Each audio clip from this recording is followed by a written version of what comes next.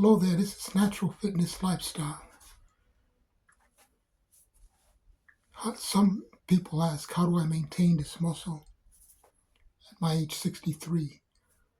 I'm actually not gaining muscle at the present moment. I'm losing muscle. I'm really losing muscle. I'm fighting every day to maintain what little muscle I have. Now you may say, oh, this is what? What? Did he say little muscle? Yes, I said little muscle. Really? This is why it is very important to know, at least inform yourself on the basics. What is little muscle to some is a lot of muscle to others. Now, is that true? Yes, breaking news. A little bit of muscle.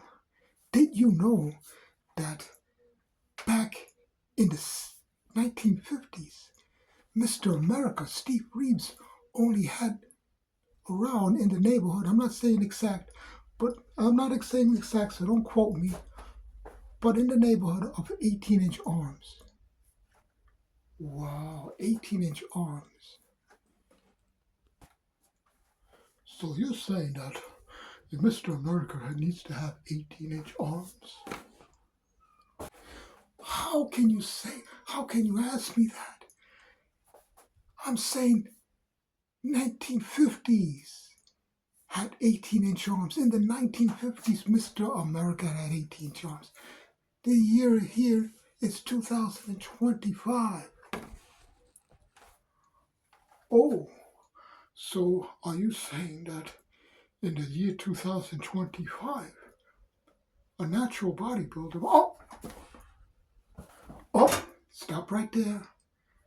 Now, I'm not saying natural bodybuilder because back in 1950, there was no distinctions or debate on whether one is a natural bodybuilder. They didn't even know the difference. Everyone was considered a natural bodybuilder. So fast forward to today. You're looking at me here, flexing, and you may have the impression that I have a lot of muscle. But bodybuilding, it's not just about a lot of muscle. It's about how the muscle looks. And this is what separates a natural bodybuilder and a not so natural bodybuilder. But why? Why does an unnatural bodybuilder not look the same as a natural bodybuilder? Oh, come on, you're really going to ask that question? It's only common sense, because a natural bodybuilder is developing his natural development, his natural attributes, his natural shape. There is nothing unnatural in whether it's nutritionally, whether it's superficially in the muscle itself. There is no cosmetic enhancements. There is no artificial chemicals that actually can enhance the appearance, such as vascularity, water retention, even the very amount of red blood cells in your body can be influenced by artificial means. So are you saying that if you take an unnatural substance, that means you can look unnatural? But how would you know what unnatural looks like? How would you know what unnatural looks like versus natural if you never seen, if you don't compare what a natural bodybuilder to an unnatural bodybuilder? And on that note, are you going to go around How do you draw that comparison? Yeah, that's a good point. How do you draw that comparison? Well, boys and girls, it is very simple. You just look at the facts. If you see someone obviously aged like me, listen, I'm 63 years old, and I have 63 years old, and I have specific health concerns like my heart, my blood sugar levels, and but wait a minute. Why would you have health concerns and sugar levels? Come on. Where have you, anyone, unless, listen, anyone knows that in general, people over 60 have health concerns. It's just a common knowledge that as you age, especially over 60, the common health considerations are your heart or your blood sugar levels.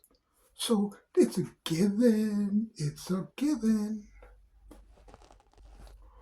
Oh, so you're saying that all people over 60 should be concerned about the sugar levels in their heart when considering, when choosing to be natural or making the choice to be natural or unnatural?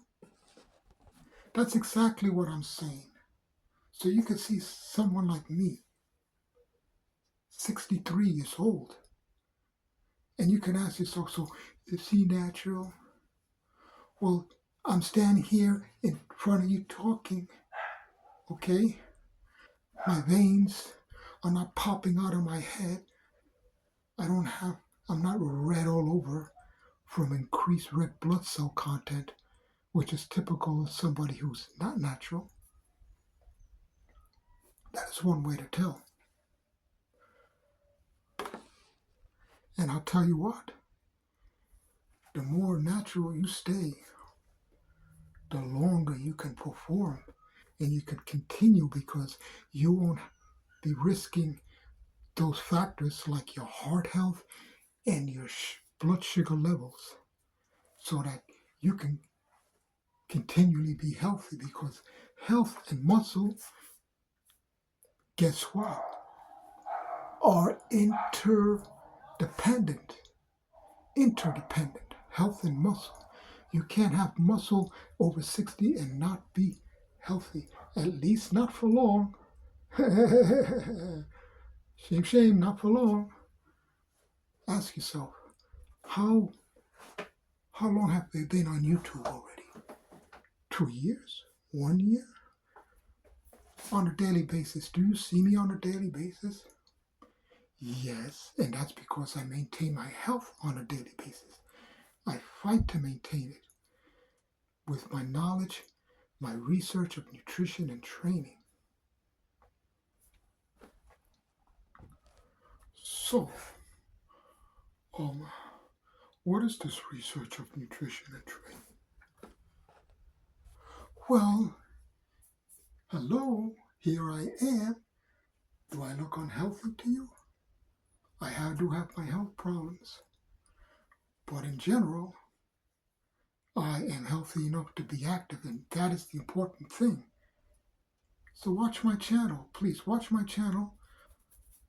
But even more important than that, do your research for fitness and nutrition for people over 60, and in general for fitness. What is the best approach for fitness, eating, and exercise wise? Listen, everyone has opinions. Do your research. Research is what counts. Research. Some fundamental research. I'm not saying that one experiment, I'm not talking about experiments. I talk about fundamental facts. The, the vitamins, the minerals, the the amounts, the minimum amounts. Because everyone, depending on the activity level and the health conditions, need different amounts. but the minimum amounts of vitamins, minerals, protein, fats, carbohydrates, and then we have other factors like micronutrients, trace minerals, antioxidants, many different things. You should do your research on all of them. So this is natural fitness lifestyle. These are some of the ways that I maintain this muscle. Oh, it's not a lot of muscle, but it's enough to maintain my fitness level, and it's enough to actually help my blood sugar levels and my heart health. See you in another video.